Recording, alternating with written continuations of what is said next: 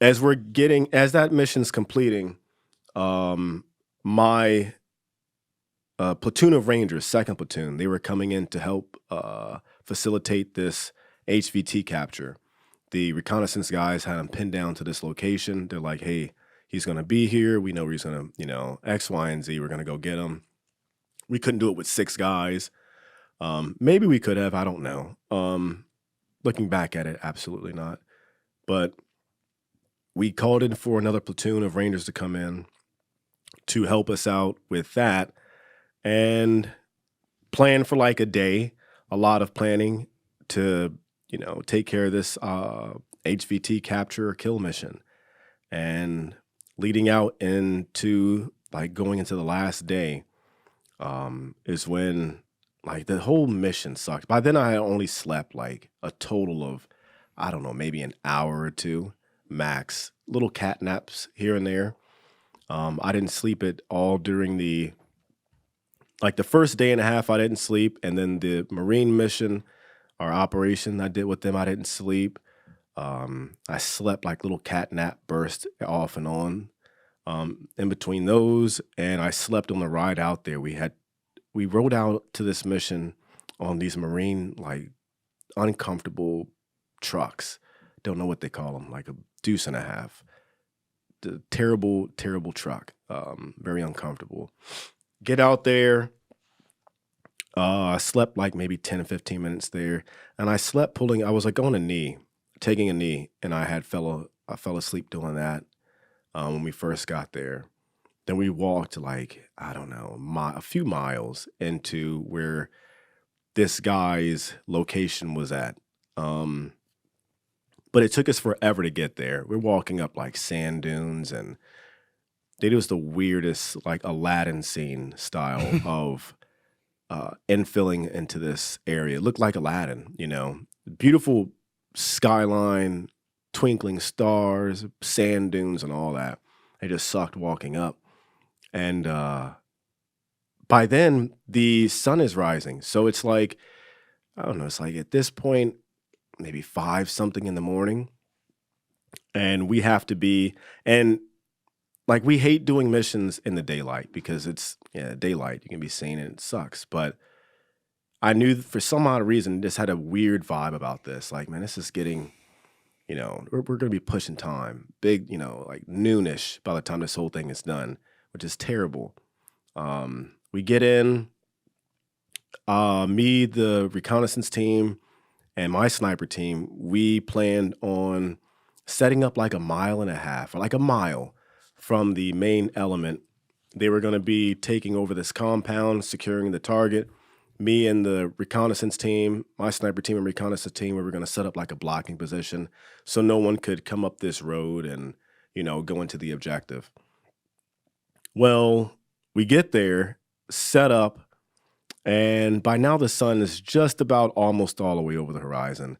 And I'm like, fuck, this is going to be bad, man. People are starting to come out and interact, and I see this moped with 2 guys on it, and they're coming up the road into the area where the objective is at, and I take my red dot laser and I put it on the guy's chest, and he stops his bike and he looks down, looks up. He can't see us. We're, pretty concealed in the tall grass and stuff. And he's looking, but I just have this like, never forget the look in his eyes of like disdain.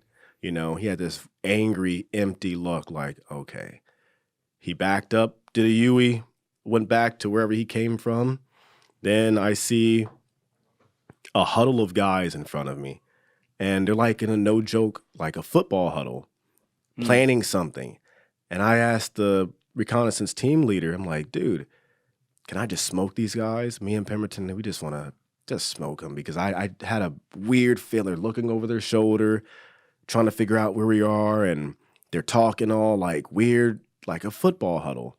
I knew they were planning something. And he's like, do you see any guns? And I'm like, negative. And he's like, well, then no. Looking back at it, I'm like, shit, I wish I never asked him that question. And just went ahead and did what I was going to do, but morals and shit. So I'm like, I don't want to But yeah. Okay. Yeah, I'm not going to kill him now. I'll wait. And I did. And like right after I asked that question, these guys, football huddle, ready, break, and they all disperse out into their, I don't know, respective hiding spots, wherever they came from. And that's when the sniper or the reconnaissance team lead was like, he just said, I got a bad feeling about this. He said, maybe we should get down. And I'm like, yeah. So I get down lower. As he's starting to get down lower, get in the prone position.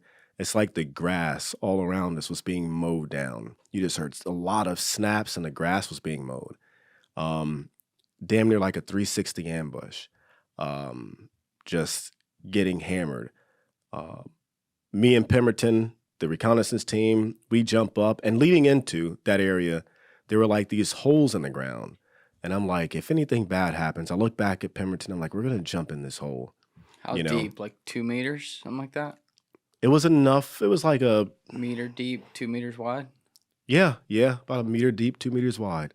I'm like, if anything happens, we're going to jump in this hole, man. Don't know why I said that. They just looked weird. These holes scattered throughout the field. And he's like, Roger that. We start getting shot at. We jump up, go back to this hole, and we all dive in, as many as we can. There's only 2 people left outside. Pemberton had to roll back out because it was just way too cluttered inside the hole. I'm on top of the reconnaissance team lead. No, he's on top of me. Pemberton jumped on top of me. Then I get on top of the reconnaissance team lead, crawling up. Pemberton hops out. Then I have 2 reconnaissance guys on the outside, like in the star spread eagle position, like cannot move as flat as you could possibly get. Pemberton's next to me, and I'm watching bullets ping up next to his arm and face and everywhere. And you can hear the snaps of bullets. And do you know what it is? Is it a sniper? Or at this point, it's just machine guns. Just machine guns. Yeah, we had just tons of machine gun fire, hundreds of rounds coming in. We didn't know it was a sniper until maybe like 10 minutes after being pinned down like that. It's like all that went silent, and then you just heard this single crack. It was and I'm like, dude, this guy's got a semi-automatic, very accurate. Every movement that you would make, he would aim at that movement, and the bullet would get within inches of you. Inches. Sometimes, dude, it was like within an inch. Now you're the hunted. Yep, it's the first time and only time I've ever been hunted. Bullets got so close at one point that the medic reconnaissance guy, he's freaking out because he thinks me and the reconnaissance team leader were hit. We go up to try to see if we could see where the sniper's at, and we're almost helmet to helmet, and the bullet goes in between our helmets, and he pushes off of me, I push off of him. I think his head is gone. He thinks my face is gone. And the medic thinks one of us is for sure hit. We're like, no, I'm good. And he was good.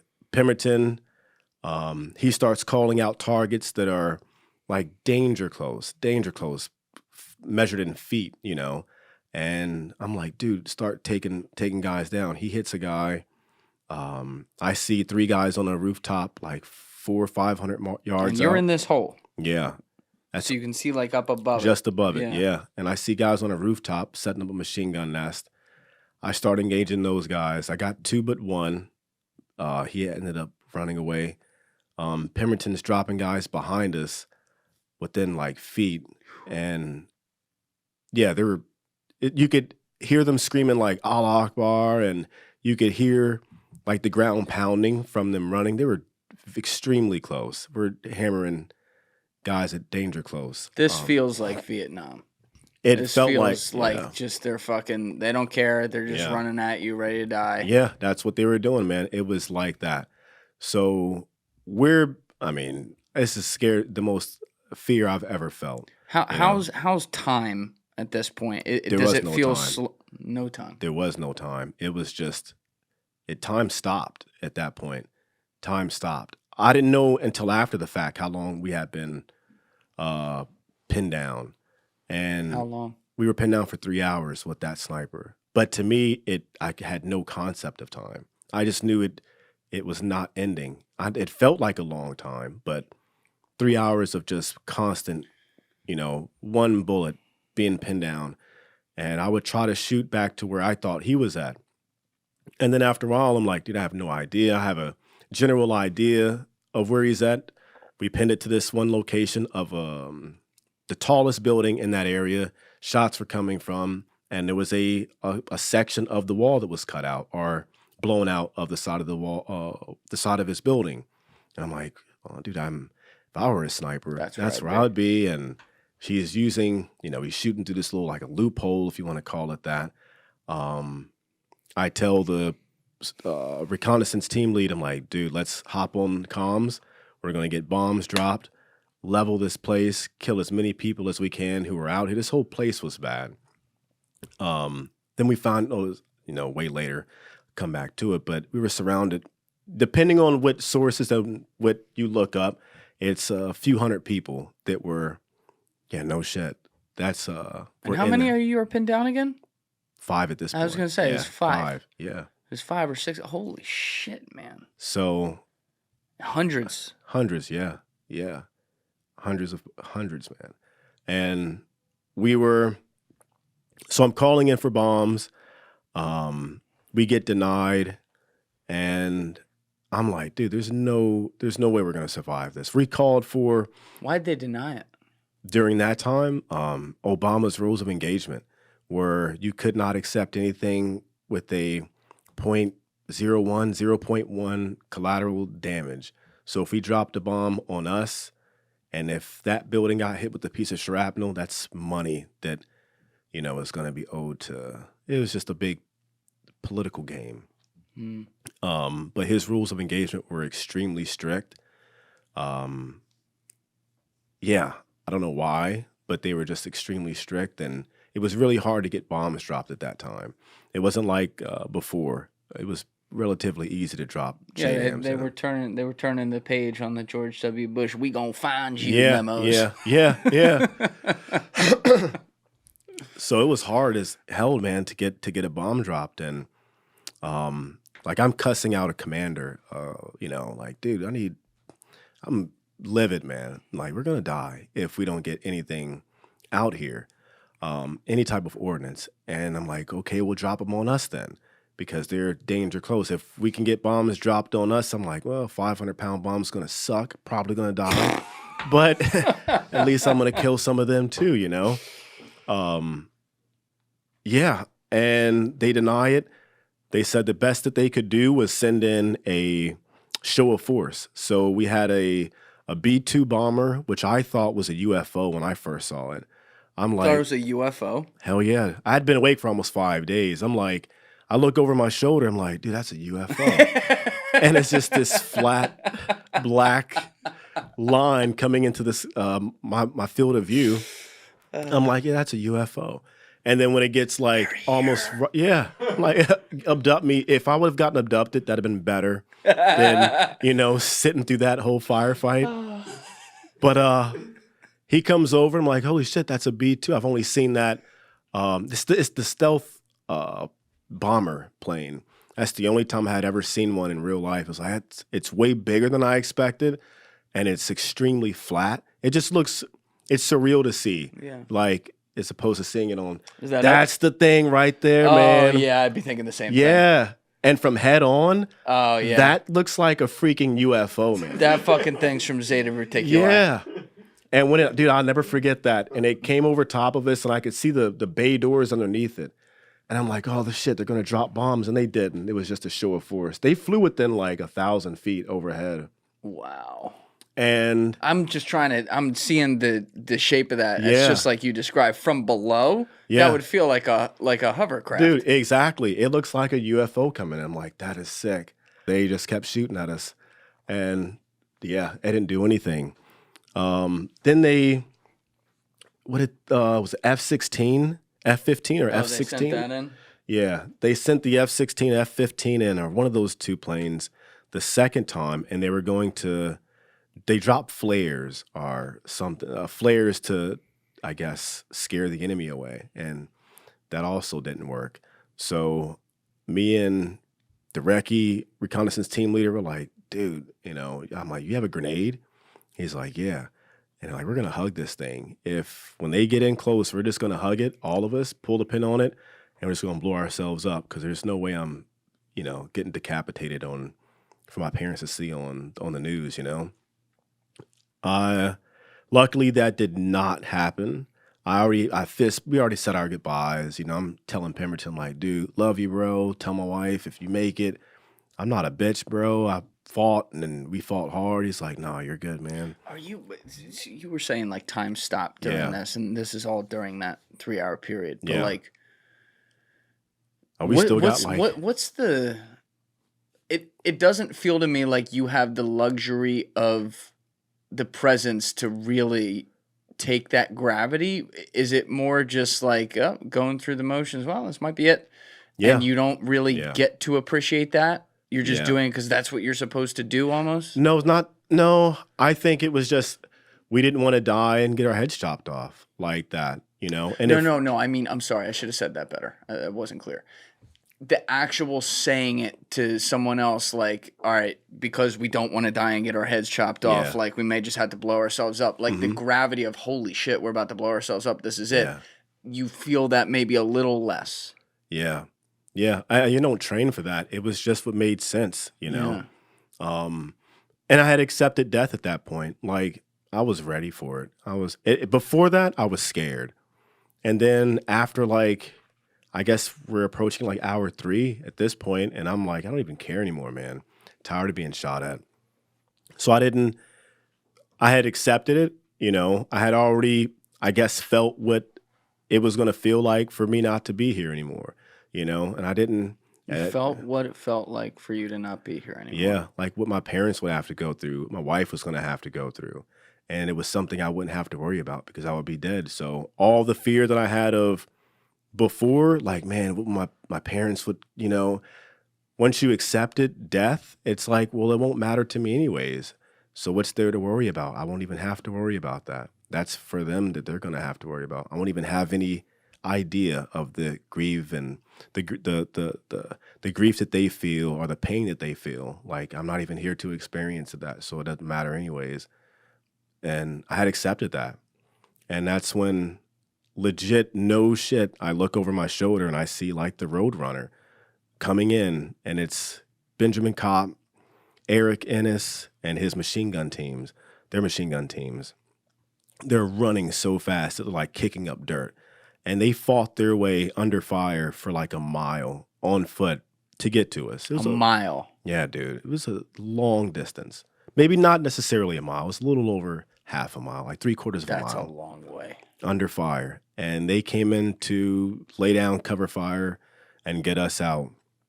We popped smoke instead of the grenade, and the smoke like blew the wrong direction. So it didn't even conceal us.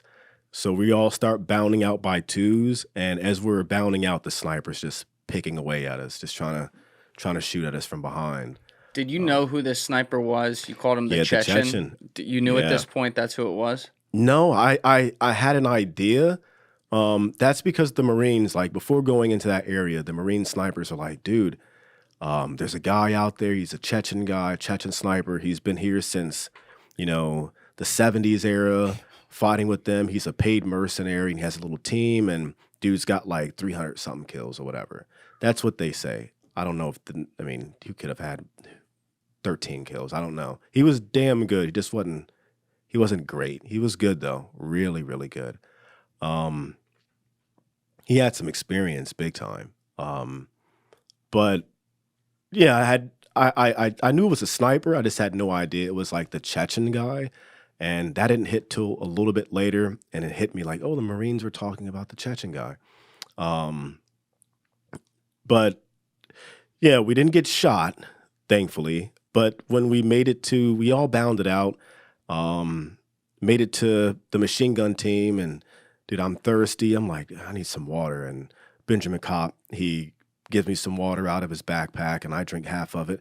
I was initially going to be a dick and drink the whole bottle of water, but I was like, my spotter needs some too, so I saved half for him. But that water was so good, man. I was being a good leader. So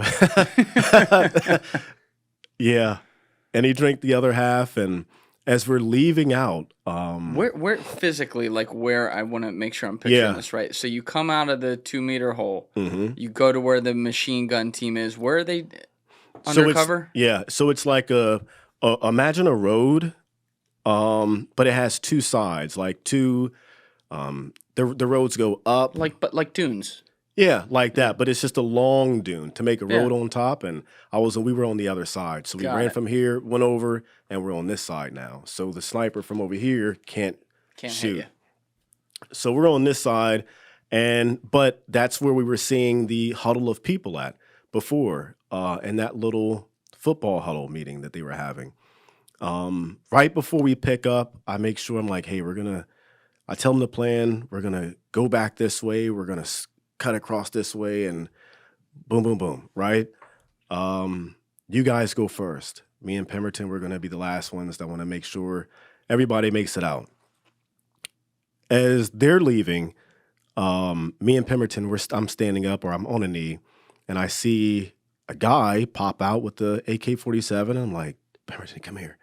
And I put my rifle over his shoulder and click, drop this guy. But that was like, that's one kill I kind of felt good about. I really felt good about because I was just tired of the bullshit, you know? What's that movie? I'm tired of this shit. Yeah, that's the like rare ones I was like, I don't even care about this guy. He was being an asshole. So I shot him, and we kept moving, and tides changed like shortly after that. As soon as we started to skirt across this tree line, right in front of this tree line, dude, like the ground opened up from when you talk about Vietnam. That's what it reminded me of like you see a slab of ground pick up and a guy pop out of it and start shooting, or you see flashes come Oh, out yeah. of it. Yeah. And next to us, this is like a ravine, chest high water ravine. I did not know it was chest high at the time. I just see cover. I'm diving in it. Dive into this cover, hit the water, and you just hear just screaming and bullets snapping overhead. And they're only like 25 meters away at best. Do you see any of them coming into the water, like around No, you? you can see them hitting the embankment. So they're over here, and we all jump into the embankment, and they're just shooting like into the over us and into the embankment wall behind us. But it's not enough you'd have to be standing on top of us to shoot into it. So yeah, hop in the water, we all do, and I get my bearings of like, what the hell's going on? I pick my rifle back up, and I see muzzle flashes and faces and people running. So I start engaging best I could. Everyone's lined up on the line. We're all shooting back, and Benjamin Kopp, the guy who just came in to save us, he's on the left side of me. He's on my far left, the furthest down you can get to the left of me. And we got like maybe, I don't know, 5 guys in between me and Kopp, and his leg is up on the embankment, and he's shooting with his rifle into, at the enemy too, laying down cover fire for us so we could like continue on this, ravine to make it to a safe house. And not long story short, it gets a little bit longer, but I start to hear this loud pop, like somebody had an M4 right next to my left ear. And I'm about to tell this guy, dude, back away a little bit, man, because it was like extremely loud in my left ear. And I go to tell someone, I'm like, dude, back up, and no one's there. But what I do see is the ground behind me exploding, boom, boom. I'm like, holy shit, I'm getting shot at. So I move off to the right a little bit. And as soon as I do that, I look back through my scope to see some people. And as soon as I do that, I hear the weirdest slap, like if you took a ruler and slapped it on your pillow 2 times in almost rapid succession, like pow, pow, like kind of like that. And I heard Benjamin Kopp scream, like just a weird scream. And shortly after he screamed, he's like, I'm hit, I'm cussing and all that stuff. Then I look over at him, and I just see a water hose, like someone turned on a water hose and was just they would spray it and cut it off like that. And it was spraying out like 20 feet into the field over the, yeah. And I was like, that's not good, obviously. He goes down and the water, it was already brownish, muddy water, but now it's a dark brown. And it tasted like a mouthful of, like, if I took a mouthful full of pennies and put it in my mouth. Oh, it's getting in your mouth. Yeah, his blood. I still All the got blood. pictures of it. Yeah. And just completely soaked in it. And the medic, Doc Melvin, he went on to be a Green Beret, badass medic. Yeah, this dude sounded like Yeah, dude. He ran over there, treading through the water, and he puts down his medical kit, and it's just floating in the ravine, and he's damn near doing surgery on this guy. And the Puts- guy's like floating on the top of the water, essentially. Yeah, yep. He puts a tourniquet on, and it does not stop the bleeding. Puts another tourniquet on, doesn't stop the bleeding. And I remember the platoon leader, who is now with this, he's like, hey, we got to start moving now. We're getting pinned down. And the doc, he looks over at him and he just shakes his head. He's like, I need more time. And I'm like, fuck, this is bad. And he's damn near doing surgery, like trying to pinch off his femoral artery. They got snapped up into his pelvis region. And I start laying down some suppressive fire, but I'm having a hard time because it's just hard to even lift your head up at this point, getting shot at. There's a sniper still engaging. I turn to the PL and I'm like, sir, we need to, make it 300 meters down this embankment. We're going to take a right and the safe house is going to be right there. And he comes back and I'm screaming in his ear. I'm pulling him in by his shirt or his body armor, just screaming in his ear. And then I just feel like a warm splash of water just slap the side of my face. But along with that, his body went completely limp. And it was just like trying to hold up 200 something pounds of a man. And he goes limp. I look down, it's just hamburger meat that's just hanging out of his upper part of his chest. It has this weird hole in it. And his eyes were like just weird look, like big eyes, man, in shock, complete shock. And I look down at him, then I go down. And I'm like, I knew what happened, but it messed me up enough to put me in shock. It's the only time I've ever been in shock, man. And I'm just sitting up against the embankment. I'm looking at this weird hole in his chest, and he's doing weird body movements and breathing weird and screaming and asking questions that don't make sense. Pemberton comes over. He puts his fingers and damn near his whole hand inside this, the hole. And he's looking at me finally, or in my mind during this time, I'm like, you know what? I'm just going to stand up. I'm going to stand up and just take one to the head, man. I was checked out at this point. I'm debating it, and I'm like, you know what? Maybe I'll just lift up my hand. I just want to go home, Luckily, it didn't do either, but the reconnaissance guy, communications reconnaissance guy, he comes over and slaps me on the helmet. He's like, hey, Irv, that's what everybody called me, Irv, get back in it. And slap me in the helmet, rings my bell a little bit, and I look back over the embankment, try to engage. I'm like, I can't. He's like, come over here to me. That sniper, he's not even shooting at me. So I go over here, follow him, like underneath this fallen tree. Come up behind or underneath the tree, and as soon as I come up, we start getting engaged by the sniper again. So he pushes me away. He's like, no, dude, fuck that. He's after you. And I'm like, what? I make my way back up the embankment. And that's when the PL is like, Irv, get this son of a bitch. And I'm like, Roger, Roger that, sir. And You're back in the game now. back in it as best as I could be. I just knew I couldn't get this guy. I'm like, and it was a hard weight to carry, I guess. A heavy weight to carry, to have like your commander, your platoon leader be like, hey, get this guy. Cause he's just shot me. He shot cop. We didn't know he was going to die, and he had shot Watkins, so I had forgot another sniper who was attached to us. He got shot in his ankle.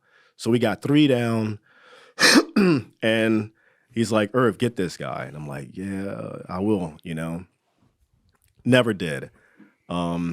But we ended up picking up and moving the wounded. We're like, we have to get out of here. How long were you in that ravine? Do you know? About an hour. An hour down there. It was a while, man. How far into that was Cop hit? Like 20 minutes? Oh no! As soon as we jumped in, right away. Like 45 minutes to right away. As soon as we. So he's in there for. Oh yeah, it was surgery inside in the water. He's bleeding out. By the time I saw him, he was as white as like a sheet of paper, and he was checked out. Like when he passed by me and we're passing his body up, I volunteered. I'm like, you know what? I'm gonna cut off. I'm gonna go to the end of the formation. That way, if anybody hops in the ravine and starts to shoot, I'm just gonna eat it with my plates or my back, and that'll allow them to keep going. So I volunteered to go to the rear. Pemberton took Cop's backpack full of ammo and stuff, and we start moving. But by the time I saw him, he was barely hanging on to life. Did you say anything to him? Yeah, hold your breath, because they were going under to get cover, and every time they went under, like he would. Oh my God. Yeah, and he wasn't like really holding it. He was checked out, essentially. But every time we'd go under, you hold his breath and come back up to get cover. It was brutal for the whole 300 meters damn near. Get up to the 300-meter mark, and I'm like, all right, me and Pemberton, we're going to volunteer now from the back of the formation to go to the front. That way we can get into the compound and get the high ground. So that way, once we have the high ground, the rest of those guys can make it into the compound. And as soon as we, it was waterlogged, everything was waterlogged. Half my mags were like jammed full of mud and water and all types of crap, man. I get out, start to make my way to the safe house, and like the earth opened up. That's what it felt like. Felt like World War III, like the earth just shook. And I got down thinking that, dude, I thought I was dead. Like my body was chopped up, from just machine gun fire.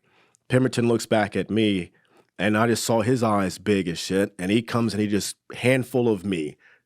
Pause. Just grabbed it. He just grabs a handful. He just grabbed a handful of me, man. And he's like, oh, we finally got a pause in here. Yeah. I bit my tongue. I've had such good self-control not saying pause to so many guests, but I'm glad you did it. Oh, good. You got to have the breaks every once in a while. Yeah, he grabs me, man, and he starts dragging me back, and I'm like, what the hell are you doing, man? Get down. I'm like, we're getting shot at. He's like, no, those are our guys. So I look up above him, and I see the safe house, and up on that rooftop, there's it's like 4 or 5 guys with machine guns up there. Lighting them up like the 4th of July. Just like that. And It was all like balls to the wall, man. I'm like, even in training, I've never heard a machine gun team just lay that much hate down. It scared the hell out of me. And finally make it on to the inside and there's a picture on the internet of when we first made it through that into the safe haven, the walls of the safe haven. That's what we called it, this little building that we had took over, this compound. And I look back at Pemberton, made sure he was okay. And the first sergeant who was in there, he's like, I need you guys on the rooftop. And I thought when I got in there, I was going to let me just catch my breath, No time for that. Get on the rooftop. I look back at Pemberton, I'm like, dude, we're killing everybody. Everybody. And anybody who posed a threat, you were going to get hit. He just shook his head. We went up there and went to work, essentially. And yeah. Is that it? That's the one with the Marine Corps. So that's where I was up on, with the Marines. That's where I shot the guy with the RPG. And the picture down there is right after we were getting lit up, right there with That the one? Marine. Yeah. Oh, wow. They even got my little karate picture up there. Yeah. Oh, it was cute. I stayed in karate for like 2 weeks and quit. They wouldn't let me break a board. That's the You weren't into reconnaissance. that. No, that's the reconnaissance comms guy. Pemberton's down there on the bottom. Yeah. Is that him with you, the second one? Yep. Right That's there? him. That's Pemberton right there. Yeah. Got it. Yeah. So you were. This is right afterwards. And it's a little fuzzy because these aren't popping up all the way, but your face just looks like you've seen a ghost. Bro, it was bad. I hadn't slept in days. I was so, mentally I was checking out right about there. Yeah. And I've seen a lot of stuff, but they put you right up on this roof to go to work. Yeah. I got to send you those pictures, man. But yeah, we did, and stayed up there. It was so freaking hot. Yeah, it was hot, man. It was people all over the place. I could see further than what I could shoot, people like getting dropped off in vans, like a sliding door vans hopping out, and they had RPGs and all types of shit on these little moped bikes. Like 5 dudes somehow fit on one moped bike, and they were getting dropped off like that. It's the weirdest thing, man. And I'm trying to engage these guys. We shot a lot, and we shot a lot of people. The closest engagement was like 20-something feet away. And guys were trying to hop 20-something feet. Yeah, they were trying to hop over the wall, this tall wall, to get into the compound with us. You're hitting them with a sniper from 20 feet away. Oh, yeah. What's that, like an exploding pumpkin? No. I don't even remember seeing, like, it was so close that when the recoil happened, I couldn't see the impact. It was like, oh my God. I put the scope on a button. I remember the guy I shot had a plaid shirt. So we did like a simo hit. These guys popped from around the building, and they're about to come up over the wall into our compound. So all the snipers on the rooftop picked a guy. I'm like, I got the guy in the plaid shirt. You got this guy in the white shirt or whatever. And 3, 2, 1. Yep. Pull the trigger. Stack of bodies just folded on top of each other. Yeah, and I facilitated the medevac, the helicopter coming in with the Red Cross on the side. Old school, like Marine Huey helicopter. Landed in the field, and I'm laying down suppressive fire for them, watching Cop, Watkins, and the PL, who's not dead. It's just chest is messed up now. And he's doing okay, though? He was still giving out, like, orders. Once the initial shock went over, all that, dude, he was still, like, making coordinations. Yeah, dude, yeah. You described it like hamburger meat. Just folded out of itself. It was disgusting. And he's out there saying, you get on that goddamn ledge. Yeah. You son of a bitch. Yeah, it was like that, man. It's badass dude. It wasn't a badass when he got hit. It was like a little girl. I can say that now. He made it.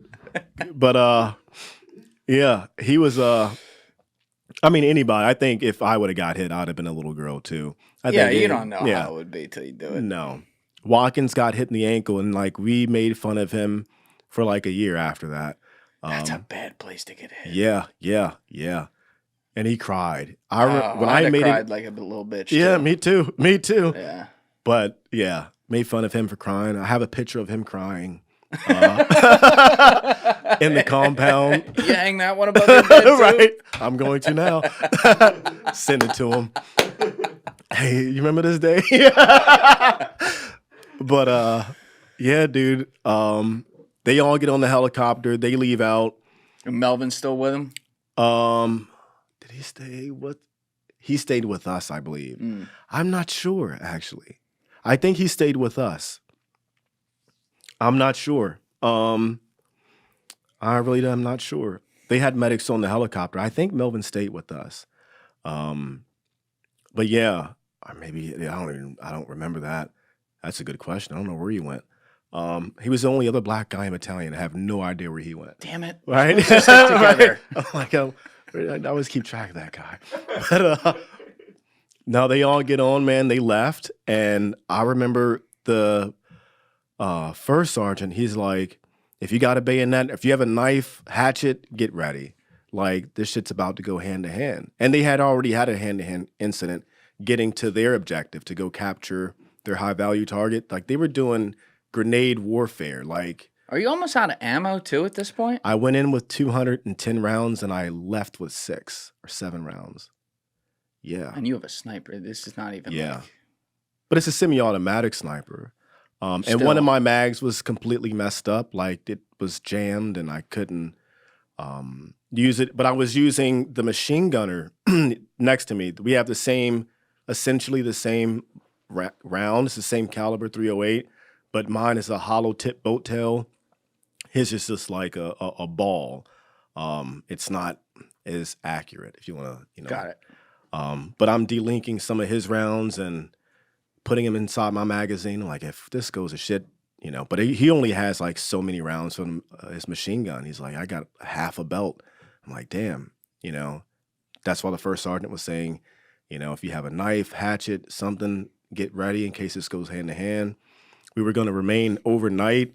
So our guys who were still back at the compound, they were going to fly in and drop off equipment, roll them out the back of a helicopter, extra mags, extra water and everything. That never happened. What about the HVT at this point? Do you have a We got status update on that? Yeah, we had them. Yeah. The assault team, they were doing their thing while we were pinned down. That's why they couldn't help us. We got them. So why do you still have to stay there? If you to already keep fighting. To fight the guys who are left? Hell yeah. Rangers are about to fight. Like, that's what we do. We don't, it's the only time in Ranger Battalion where I've ever heard of us having to like disengage. This is the only time I've heard of it. We've called in reinforcements from the Marines that were like the ones we had helped out earlier. Forget how far away they were, but either way, they couldn't come out to that area. They said we can't go into that area with anything less than a brigade, and a brigade is like a few thousand men. For the Marine Corps, and we're out there with like a handful of dudes. Yeah. I'm like, well, that sucks. But they said what you can do is run to us, and we'll have some Humvees out there for you guys. We'll pick you guys up. But there's 5 guys on each Humvee already with the Marines. You got the driver, passenger, machine gunner, and 2 other guys in the back seat, I believe. There was a few with just 3 guys in there. Either way, it wasn't enough vehicles and not enough space, but we managed to somehow fit on and in all these vehicles. We ran out to them, so we've decided, hey, it's not the best time to sit here and fight this one out. We're gonna take our chances and just run out the back door, basically. And it's legit this big blue door in the back of the compound. They opened it up, and you could see, almost a mile away, Marines on this little rooftop, or not a rooftop, a hilltop, parked their vehicles, Humvees, and I'm like, well, shit, I'll just volunteer. I'm gonna go first, and Pemberton, I want you in the back, in the rear, and everybody else in the middle. We're gonna run to these Humvees, and that's exactly what we did. It's like a mile, you said? A little under a mile, yeah. And when we get there, like one of the things that not pissed me off, it was just weird seeing like Marines smoking a cigarette, just chilling. I'm like, we just had the fight of our life, and you guys are. It is what it is. But they stuffed us in a vehicle. We drove back to the compound, and yeah, I remember sitting next to a prisoner off to my right side, waiting for helicopters to come in. And this guy was just mumbling, talking to himself. And I don't know if I can say this, but I pinched him. So, I don't know. I was just fucking angry. You pinched him? Yeah. But with I think you can say these that. knuckles on the back of his fucking arm. Yeah, I was just like, shut the fuck up. So I pinched him. And, pinched the shit out of him. I mean, if they throw you in prison for that, we got I know, right? We got an issue. Pinched him, and I fell asleep after that. But I was woken up by the sound of a bullet cracking right past my ear. So I wake back up. I'm looking around like, okay, where's the fight? And everyone's just chilling, hanging out. I'm like, damn, I knew at that moment, like without a doubt, it's like I messed up, man. I was like, I'm scarred. Something's not right. I hear bullets cracking, What are your minus like not being, you're not fully aware because you're still back where it was. Minus that, like, what are your emotions? Like, is the adrenaline still pumping through your body? Oh yeah. But I'm just so tired at this point. Like, I'm exhausted, dude. I was it like the rush was still there, but I was just exhausted to even feel the rush.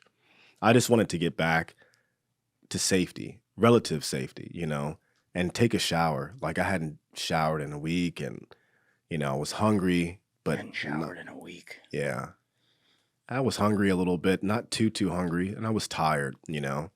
Um, yeah, made it back to the compound, and like a couple of days later, as me and Pemberton were up on our little balcony of our compound, overlooking freaking Afghanistan, and our platoon sergeant comes up, and I knew something wasn't right because he was choking up, like he had tears in his eyes, and I've never seen him like that.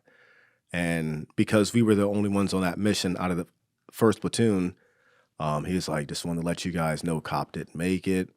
Boom. And he cried. He's like, if you guys need anything, let him know, but we got to go out tonight. And so get your shit ready. Went out that night, but it really messed us up big time. Was that the first time you had lost one of your guys? Yeah. Personal. Like, I had just talked to Cop when they got there. And his birthday was coming up, and he was going to be old enough to drink, or get back and get some beers.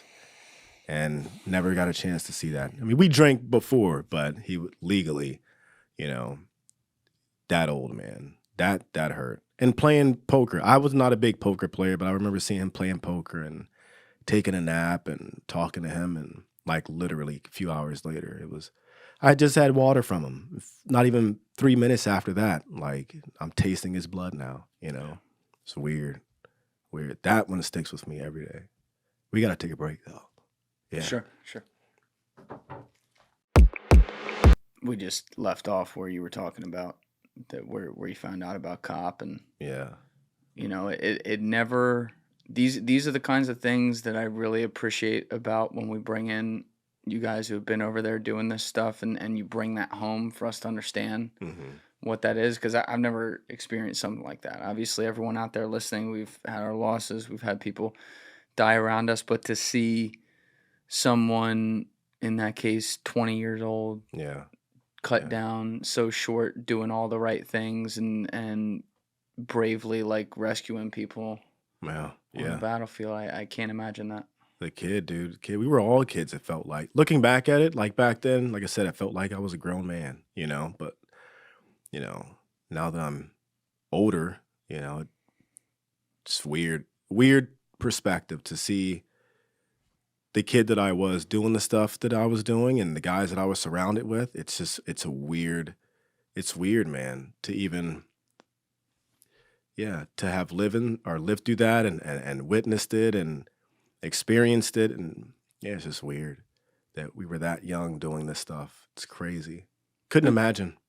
It's not like you were doing it for 5 minutes. You were doing it for 6 years, and as active in the military, and you did all kinds of deployments. This is a long time. Yeah. But now, with so many years passed on that, and considering how young you were, does it feel like a blink sometimes? Like it was so fast? Yeah, dude. Yeah. It feels like a blink of an eye.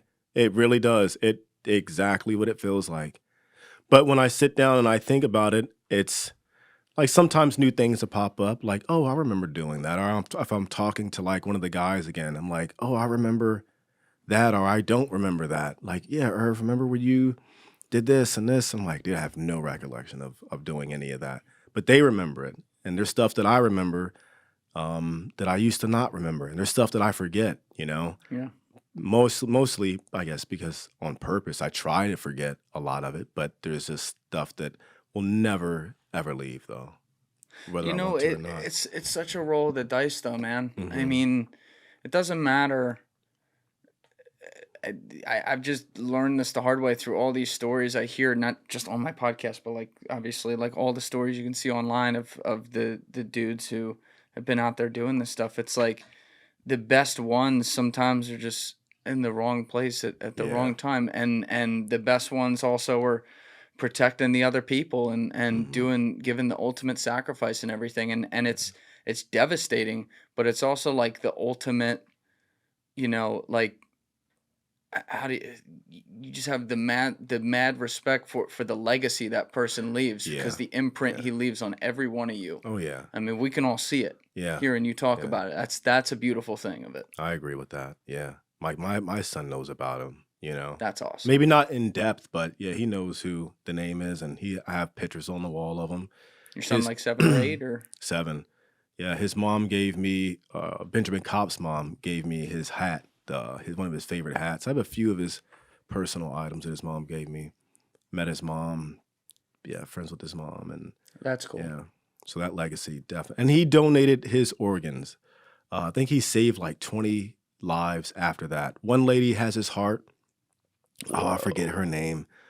Someone has his eyes. Like, yeah, he's still, in that regard, he's still alive. Now yeah. that's cool. Yeah, big time. I think that's really neat, but Yeah. yeah. Circle of life shit. It right really there. is. It really is. Yeah, definitely. Definitely. Did he have siblings too? Yeah, he did. Yeah. I believe his brother, but half brother Right. Yeah. Kinda. Half. Yeah. And that's another thing a lot of you guys do an amazing job of, like, you know, connecting and taking care of the families yeah. that you never even knew. Yeah. In many cases, Oh, yeah. before, you know, that type of stuff happens. That's cool that you did that. Yeah, definitely. Good guy. Good guy. Still is, yeah. Oh yeah. But you guys had to go out that same night when Yeah. you found out? When we found out, when we got back, we went out to someplace in Kandahar City. And it was I think it was one of those missions just to like get you back on your feet, so it doesn't, you don't sit back in your room and you think about it all day, and then you're scared to do something. That's what I believe. Every time that we've had an encounter with like a close call or a loss or something, someone got shot, like we're going back out that night, just to not get caught up in that emotion, I guess. Yeah.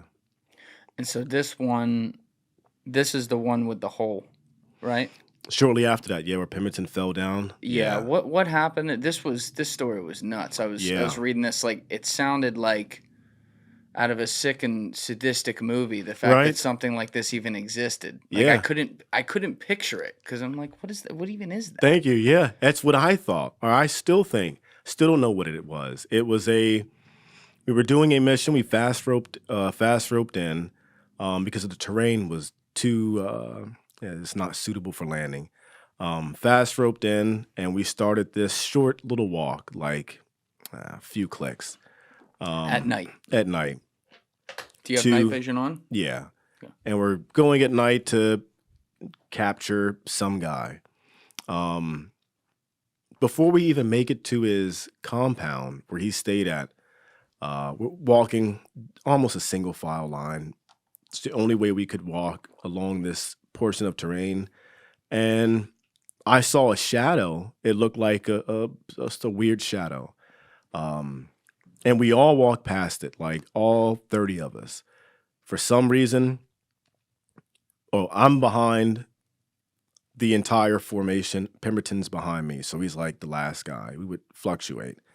As we're walking, I see a shadow, and I'm like, okay, I'm going to pass by it and just walk in the same footsteps as everybody else, because landmines and stuff, Sure. Made it past this weird-looking shadow, and then I heard like a weird, my voice, my name being called, like my first name. I'm like, what the heck was that? I take my ear pro was halfway hanging out anyways. I like to keep my hearing protection like halfway in, halfway out, sometimes not in at all, so I could hear better, or the way I like to hear. And I heard my name being called, and I turn around, and Pemberton's not there. I'm like, where the heck did Pemberton go? Maybe he went to go pull security somewhere. So I stay back and I look some more. I'm like, no, this isn't right. Pemberton's gone. So I'm walking back to find, where could I possibly have left this guy at? I just looked and he was there. Now Maybe he's I'll not. leave him. Yeah. And I'm walking back, and my feet come within like a foot of that shadow that I saw. Was this damn near like 40-foot wide circle hole in the ground. And it's just pitch black. So I stopped short of that. I'm like, what the heck is that? And I can hear Pemberton in it. And I'm like, dude, are you down there? And he's like, yeah, I need your help to come get me out. I'm like, oh, okay, cool. I guess, I'm like, how far down are you? And he's like, I'm like 10 feet. And I'm like, No, the fuck oh, you're not. yeah. I didn't know it at the time. This other guy, an assaulter, T, he comes over, and luckily, because I'm starting to de-kit, I'm like putting my weapon down. I'm like, dude, it's 10 feet. I'm going to clear that jump. It's going to suck, but I'll at least get down in there, and I'll help you get the ladder up. We can get out together. I'm taking my stuff off, and the assaulter comes over, and he's like, wait. He takes a chem light, and he throws it down there. And I watch the chem light tumble, and then disappears and go, I can't see it anymore. And he looks over at me, and we both have eyes as big as saucepans, like, dude. And I'm like, hey, are you sure you're 10 feet? Are you down in there? And he's like, yeah. We didn't learn till later, but he thought up was that way, like straight ahead. Oh, shit. And when he finally caught wind and saw where we were, he's like, oh, never mind. I'm not 10 feet. You guys are like a pin of light. So I call up on the comms. I'm like, hey, we got a man down. No, I called that first before T.I. came over. I'm like, we have a man down. And the PL is like, our platoon sergeant's like, we have a man down. Were we getting shot at? I'm like, no, there's a man down in the hole. And it's like, well, get him out. I'm like, roger that, but I need help. So he sent T over, and that's where I'm de-kitting, and T stops me and drops the chem light down. So he's like, well, we just fast roped in. I'm going to go grab one of these ropes and bring it over here, and we're going to throw it down and X, Y, and get him out. But it was just him, and these ropes are like over 100+ pounds. They're heavy, heavy ropes. Oh, yeah. And he has to run over these weird irrigation ditches that were like 8 feet tall, and they go down 8 feet. And he's doing this, and he's smoked by the time he makes it halfway. And I'm covering him with my rifle. I'm still talking to Pemberton. He's like, dude, I'm really cold down here. I mean, it's cold. And he's like, I don't know. I hear some stuff. And I'm like, dude, if I hear you scream or you start screaming, I'm like, I'm going to dump my entire mag down there. He's like, no, I'm cool. I said, I'm hoping I'm going to just kill the bad guys if there's anyone down there with you. I was like, he can't see anything. So I'm just going to shoot down in there, man. He's like, whatever, cool. T comes back over. He's smoked. He's like, dude, I can't. He's like, we have to call for CSAR, Combat Search and Rescue, the PJs. They come in, took them a minute, but it was one of the weirdest things I've ever heard where a PJ goes down and he's like, they come back up without Pemberton. He's like, we need longer rope, more equipment to get him out. And he's like, dude, he's over 40 something feet. I'm like, how far down is he? And it was 75+ feet. And how did he survive? Only fractured his fibia in his leg. That's the only thing that he hit. There was a wooden ladder down there, an old, like ancient wooden ladder, and he slapped it. His helmet was cracked or something. I know his Beretta, his pistol was bent. He lost his sniper rifle, and his pistol was bent.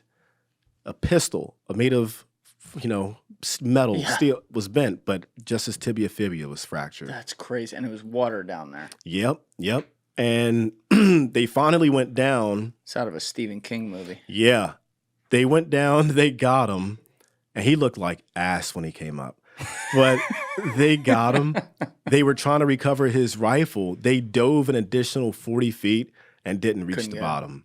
There was no bottom. It was just, I'm like, oh, hell no. I'm glad I did not jump down. I would have probably died or landed on top of him and killed him. Or I would have just died from sheer panic because I don't do that stuff. No, I'm not built for that. I'm built for certain things. That's not one of them. But he was calm the entire time. They got him out. We dropped some grenades down to try to collapse it in. That on itself to close the hole up, and the grenades were like blowing up 6 seconds, after you throw it down, and it never touched the bottom. Oh my God. Yeah, I'm like, when I finally met up with him at the hospital, one of the PJs and the nurses were just confused. They're like, how did he survive that? What happened? He never touched the sides, but I asked him, like, dude, how long were you free falling for? So we printed up some Halo jump wings for him and took him to the hospital. And like, he was an official like Navy SEAL scuba skydiver. Gave it to him at the hospital. Wasn't he like a Marine before? He was a this? Navy before. Yeah. No idea how he survived it, but he said he never touched the sides and he had enough time to transition from his rifle to his pistol, whip it out, because he thought he fell over into a courtyard, and he thought when he hit the ground it was going to be people around and he was going to have to engage. But he had enough time to get off his sniper rifle and go to his pistol, all while falling, and never had no comprehension of like how far and how long he was falling. But he fell for long enough to do that. It's insane. And survived. Survived, came back. That next deployment and like killed a bunch of guys too. Wow. Yeah. But he went home from this one. So this was a few weeks before you guys were going to be done. Yeah. About a few weeks to about a month or so. I remember just being sad. I was like, man, it's like losing your best friend, you know? Yeah. Then I had another replacement. Then he left after that. Then I was just by myself for a little bit, like for a couple of weeks, and that was just boring. Not boring, it was just by yourself and you have no one to talk to or, shoot the shit with. Do you have a thought yet? Because you had said earlier you didn't want to be in the Army forever or anything like that. Mm-hmm. But now that,